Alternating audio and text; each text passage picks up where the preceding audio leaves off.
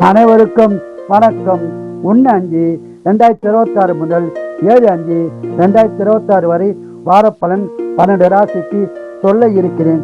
துலா ராசி நேயர்களே, இந்த வாரம் உங்களுக்கு எப்படி உள்ளது என்பதை பார்ப்போம். துலா ராசிக்கு இந்த வாரம் அருமையான வாரமாக அமைய உள்ளது. குடும்ப ஒற்றுமை சிறப்பாய் உள்ளது. குடும்பத்தில் சுபகாரியங்கள் நடக்க உள்ளது.